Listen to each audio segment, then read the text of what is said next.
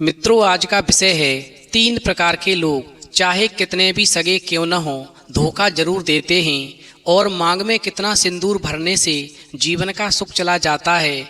मित्रों, एक बार की बात है, एक जंगल में एक मोर मोरनी का जोड़ा रहता था।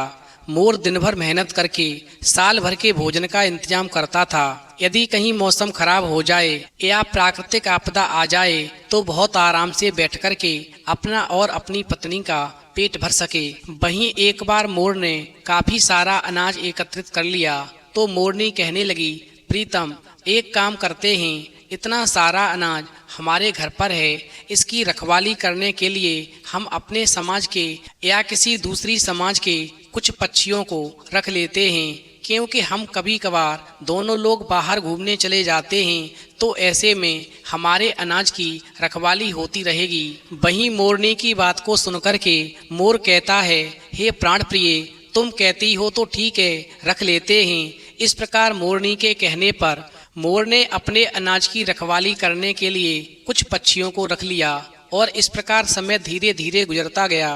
वहीं एक दिन मोर जो था अपनी मोरनी को लेकर के कहीं घूमने के लिए निकल गया और जब वापस आया तो उसने क्या देखा कि उसका जितना भी अनाज का भंडार था वो सब खाली हो गया था और जो अनाज के रखवाले थे वो भी सारा अनाज चुगने के बाद में वहां से रफू चक्कर हो गए थे। फिर तो ऐसा नज़ारा देख कर के मोर मोरनी दोनों रोने लगे। फिर मोरनी कहने लगी, प्रीतम, रोने से काम नहीं चलेगा, आज चलो भगवान शिव के दरबार में न्याय मांगने के लिए चलते हैं। आखिरकार हमारे साथ में ऐसा अन्याय क्यों हुआ? हमने जिन्हें अपना वफादार नौकर समझा, अपने घर की रखवाली के लिए रखा, उन्होंने हमारा सारा अनाज खा लिया, आखिरकार ऐसा क्यों? और फिर ऐसा सोचकर के मोर मोरनी जो थे भगवान शिव के दरबार में जाते हैं और अपने दुख वाली कहानी सुनाते हैं। और फिर मोरनी की बात सुनने के बाद में भगवान शिव कहते हैं, मैं तुम्हारे दुखों को समझता हूँ, पर तुमने इस दुख को स्वयं ही जन्म दिया है। अब मैं तुम्हें एक कहानी सुनाता हूँ, इस कहानी को ध्यान से सुनो, फिर तुम कभी जीवन में धोखा नहीं खाओगे। साथ ही भगवान शिव माता पार्वती से भी कहते हैं, पार्वती, इस कहानी को तुम भी ध्यान से सुनना, क्योंकि इस कहानी को सुनने के बाद में तुम्हें 2 ज्ञान की बातें प्राप्त होंगी। पहली बात, कौन से 3 लोग चाहे कितने भी सगे क्यों न हो दगा जरूर देते हैं। दूसरी बात, मांग में कितना सिंदूर भरने से स्त्री के जीवन का सुख चला जाता है। तो मित्रों, कहानी शुरू करने से पहले मेरा आप सभी से अनुरोध है कि आप हमारी कहानी में खो जाएं, उससे पहले हमारे चैनल को सब्सक्राइब करके बेल आइकन अवश्य दबा लें, जिससे हमारी हर वीडियो का नोटिफिकेशन सबसे पहले आप तक पहुंच सके और आप हमारी हर वीडियो से प्राप्त ज्ञान का अपने जीवन में लाभ उठा सकें। तो आइए कहानी शुरू करते हैं। भगवान शिव कहते हैं, पार्वती, बहुत पुरानी बात है, एक नगर में एक राजा रहता था। वो राजा पूर्व दिशा की तरफ गया, पश्चिम दिशा की तरफ गया, उत्तर दिशा की तरफ गया, दक्षिण दिशा की तरफ गया, यानी उसने बहुत सारी चढ़ाइयाँ की और बहुत सारा खजाना इकट्ठा किया। चूंकि राजा अक्सर राज्य से बाहर रहता था, इसलिए उसने अपना खजाना रखने के लिए एक बहुत बड़ा कमरा बनवाया और उसकी चौकीदारी करने के लिए एक किसान को तैनात कर दिया। यानी किसान चौकीदार जो था दूसरों से तो खजाना बचाने में बहुत ज़्यादा चालाक था, परंतु उसने तो खुद ही खजाने में से चोरी करनी शुरू कर दी। इस तरह किसान को चोरी करते करते कई साल बीत गए। यानी वो किसान चौकीदार उस कमरे में से थोड़ा थोड़ा करके खजाना निकालता रहा और उसको ले जाकर अपने घर में रखता रहा। इस प्रकार उसने अपने घर के सभी भंडार भर लिए। वहीं इस तरह किसान चौकीदार ने राजा की सारी अलमारियां जो सोने चांदी और रत्नों से भरी हुई थीं, सारी की सारी खाली कर दी और उन्हें पत्थरों से भर दिया। अब तो राजा बूढ़ा हो गया और लड़ाई के घावों की वजह से वो अपंग भी हो गया था। वो अपना खजाना देखने के लिए और भोगने के लिए अब अपने घर पर वापस लौटा। वहीं चौकीदार किसान जो था राजा के सामने गया और सिर झुकाकर बोला, महाराज, अब आप लौट आए हैं, एक बार फिर से शेर अपने घर में आ गया है। अब तो मेरे जैसे बूढ़े किसान चौकीदार की यहाँ कोई ज़रूरत नहीं रह गई है, इसलिए अब मुझे इजाज़त दीजिए, मैं अपने धाम चलता हूँ। क्योंकि आपके सिवा अब इस खजाने की रक्षा आपसे ज्यादा अच्छी और कौन कर सकता है। वहीं राजा जो था किसान चौकीदार से बोला, तुम सच्ची कहते हो, तुमने बहुत साल हमारी सेवा की है, हमारे खजाने को रखाया है, इसलिए मैं ये चाहता हूँ कि सोने से भरी हुई सबसे बड़ी अलमारी तुम उठाकर ले जाओ और खुशी खुशी अपने घर जाओ और सुखपूर्वक जीवन यापन करो। इस प्रकार राजा की आज्ञा पाकर के किसान चौकीदार ने सबसे बड़ी अलमारी उठाई और अपने घर चला गया। वहीं चौकीदार के जाने के बाद में राजा ने अपनी अलमारियां देखीं और देखा कि उसकी तो सारी अलमारियां पत्थरों से भरी पड़ी हैं। ये देखकर राजा ने अपने एक आदमी को उस बेईमान चौकीदार को लाने के लिए भेजा। उधर चौकीदार अपनी सब संपत्ति लेकर के दूसरे देश भाग जाना चाहता था, परंतु राजा का राज्य अब बहुत बड़ा हो गया था और चौकीदार किसान के पास में सोने चांदी व रत्नों से लदे हुए कई खच्चर थे।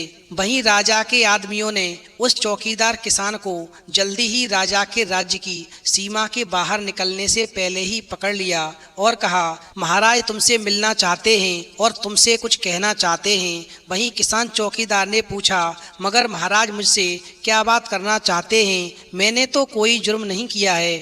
इस प्रकार वो आदमी बोला, ये तो उन्होंने हमें नहीं बताया, मगर तुमको राजा के पास चलना जरूरी है, तुम हमारे साथ चलो।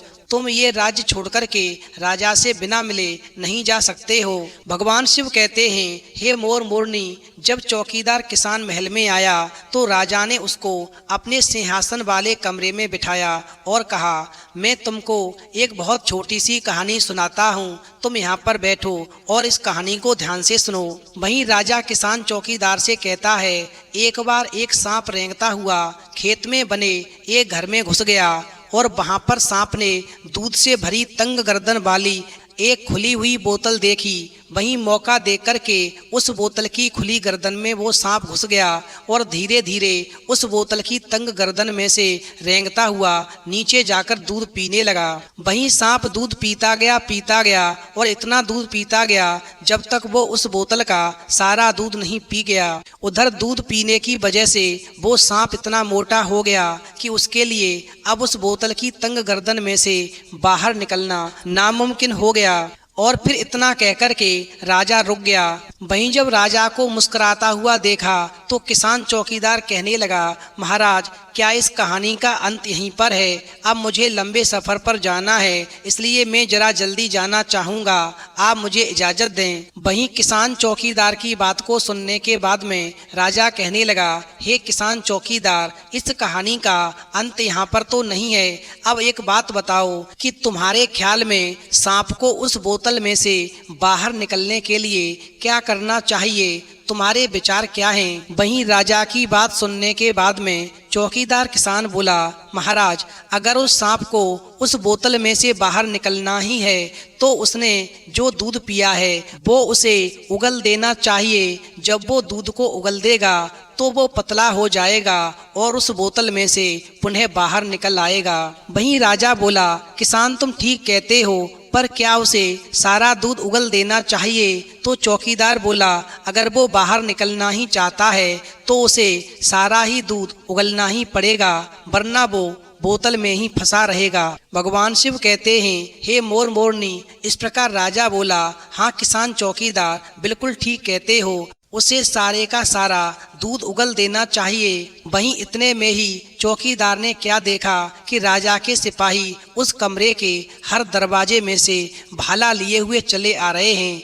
वहीं चौकीदार के पास में अब कोई चारा नहीं था और उसने राजा का सारा खजाना वापस कर दिया। चूंकि राजा होशियार भी था और धीरज वाला भी, उसने अपने सिपाहियों को उस चौकीदार से खजाना छीनने की ऐसी ही आज्ञा नहीं दी थी, बल्कि एक सीख वाली कहानी सुना करके उसको ऐसा करने पर मजबूर कर दिया था। उसके बाद में उस चौकीदार किसान को राजा ने फांसी पर चढ़ा दिया। वहीं अंत में भगवान शिव मोर मोरनी से कहते हैं, हमेशा ध्यान रखना, इन 3 प्रकार के लोगों से हमेशा दूरी बनाकर रखनी चाहिए। ये 3 प्रकार के लोग चाहे कितने भी सगे क्यों ना हो, धोखा अवश्य देते हैं। नंबर 1, घुमा फिराकर बात करने वाले लोग, यानी बहुत से लोग ऐसे होते हैं जो घुमा फिराकर बात करते हैं। ऐसे लोगों के मन में चोर होता है। ऐसे लोगों पर भरोसा करना आपको मुश्किल में डाल सकता है, इसलिए ऐसे लोगों से हमेशा दूरी बनाकर रखनी चाहिए।